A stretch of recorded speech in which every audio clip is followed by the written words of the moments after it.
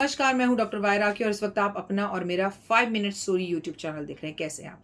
आज हम आपसे बात करेंगे लक्कड़बग्गा की। लक्कड़बग्गा एक ऐसा जानवर होता है जंगल जंगल में जंगली जानवरों के साथ रहता है, लेकिन ना वो सबसे डरता है। हाथी भी उसे डरा देता है, लोमड़ी भी उसे डरा देती है, शेर भी उसे डरा देता है और उसका बड़ा अपमान होता है। वो जहाँ भी जाता है वहाँ पर सब उसे डराकर भगा देते हैं। उसकी अपने ही लक्कड़बग्गा परिवार के और दोस्तों के साथ जो है युक्ति अच्छी नहीं थी। वहाँ पर भी सब उसको कहीं न कहीं तंग करते रहते। वो बड़ा परेशान था। एक दिन उसने सोचा कि खाने का कुछ इंतज़ाम किया जाए और वो भागने लगा। भागते-भागते वो गाँव में गया, गाँव वाले उसे मारने आ गए कि भैया चलो, चलो मारो डंडे लेकर। वो तेज़ी से भागा, तेज़ी से भागते-भागते वो एक टब में गिर गया और वो टब क्या था जिसके अंदर लोग कलर डालते थे चुन्नियों को रंगने का, मतलब डाई का काम होता था वहाँ पे। अब जब लक्कड़बग्गा उसके अंदर गया और बाहर निकला तो वो पूरी तरह से नीला बन चुका था। उसकी आँखों के सिवा उसके शरीर में कुछ नहीं दिख रहा था। नीले से रंग का हो गया था, लेकिन लक्कड़बग्गा को ये बात पता नहीं थी। वहाँ से जैसे-तैसे अपनी जान बचा के वो पहुँचा जंगल।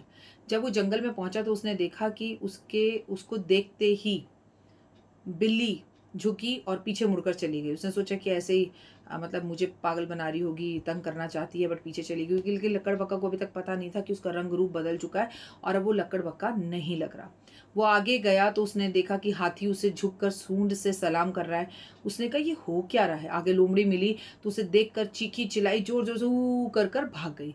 लेकिन लक्कड़बग्गा को अभी तक ये बात समझ नहीं आ रही थी। अब आई शेर की बारी। शेर ने उसे देखा, कभी ऐसे देखा, फिर ऐसे देखा, फिर ऐसे देखा और शेर दुम दबाकर भाग गया। अब तो लक्कड़बग्गा को ये समझ में आ गया कि ये लोग मुझे देवता समझ रहे हैं, कि नीले रंग का कोई भगवान या देवता आ गया, ऐसा तो कोई जानवर होता ही नहीं है। और अब लक्कड़बग्गा अपने ग्रुप में गया। जब लक्कड़बग्गा अपने ग्रुप में गया तो सब उसके सामने नतमस्तक होकर सर झुकाने लग गए और लक्कड़बग्गा की ज़िंदगी करीबन 6 महीने यूँ ही गुज़रती रही। सब उसे खाने को देते, मान होता, सम्मान होता, सब कुछ होता और वो उस झूठी ज़िंदगी में शान से आलसी होकर अपनी ज़िंदगी जीता। ना वो शिकार करता, ना कुछ करता, बस थोड़ा-सा दहाड़ता और लोग उसे भगवान समझकर भोजन दे जाते।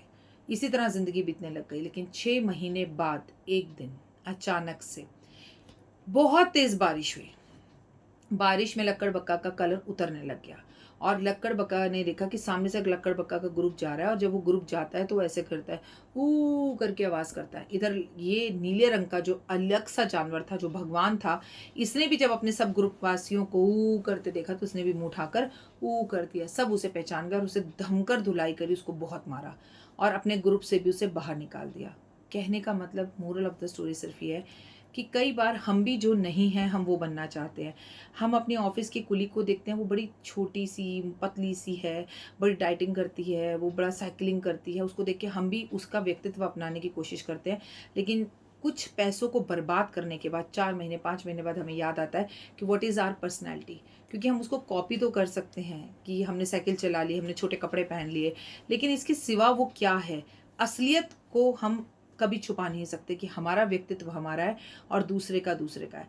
दूसरे की कॉपी की हुई चीज़ें, दूसरे की चोरी की हुई चीज़ें कुछ क्षण भर के लिए तो आपको सुख दे सकती हैं, लेकिन इंसान की असलियत उससे कभी छुपा नहीं सकती। अगर आपके कुछ दोस्त और कोलीग्स हैं जो आपको कॉपी करने के अंदर लगे हुए हैं, जो आपको तंग कर रहे हैं, जो आप जो करते हो बस वही करना चाहते हैं, तो वो उस लक्कड़बग्गा की तरह हैं जो कुछ दिन के लिए कुछ चीज़ों को कॉपी कर सकते हैं, but not a forever. Forever is always a forever. तो आप जो हैं वही बनकर रहें, किसी को कभी भी कॉपी करने की कोशिश ना करें। फिलहाल दीजिए इजाज़त। नमस्कार।